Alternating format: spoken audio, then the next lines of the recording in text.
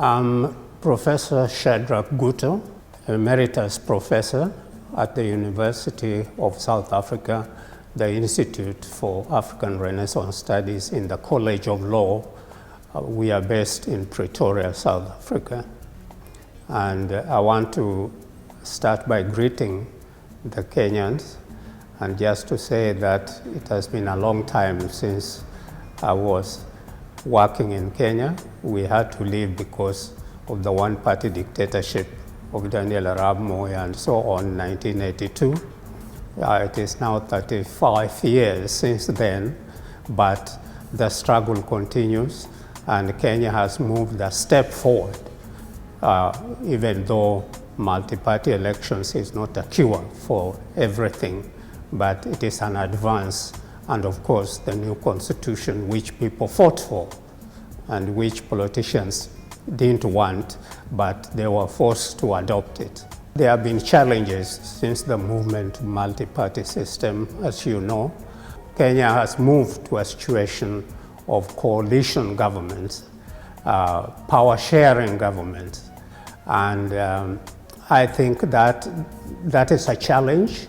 One hopes that as we move forward, these coalitions will get together to form really stable political parties, so people do not have to wait during elections to see leaders who are jumping as if they are fleas. They jump from one place, the next morning they are another place. I think that this time around, the coalitions which are there, the big ones, the Jubilee, which is the ruling coalition at the moment, it has survived, although through a lot of difficulties.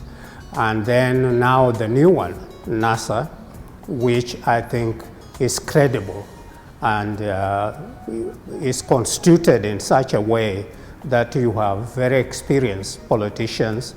Some have been ministers, some prime minister, and leader of the opposition, and so on.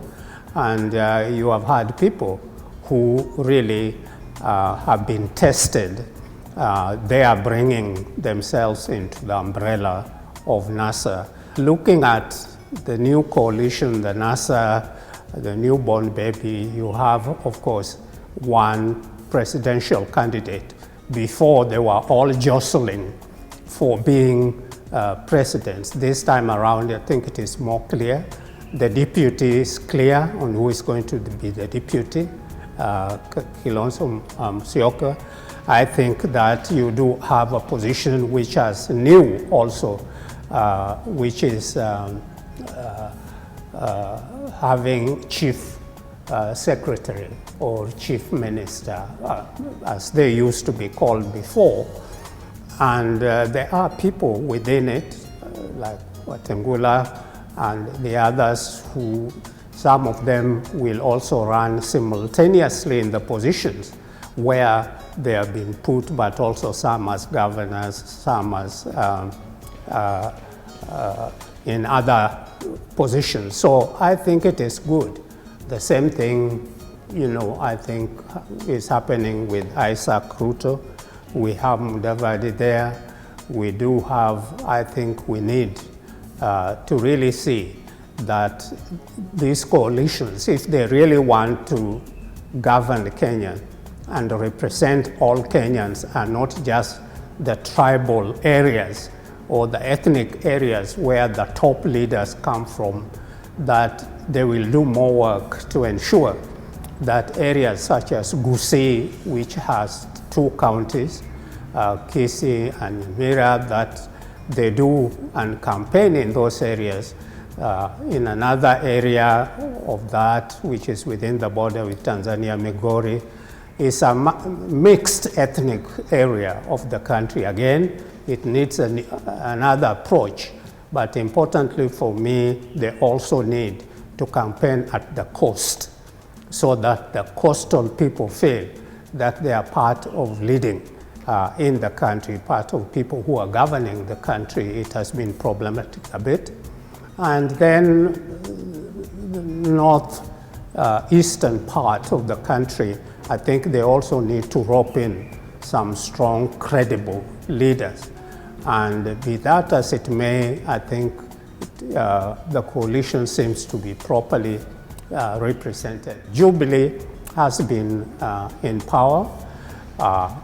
Being an incumbent in government sometimes gives you some strength which the others don't have, but it can also destroy you. It depends on what did you do when you were governing or ruling, because incumbency is measured on that basis.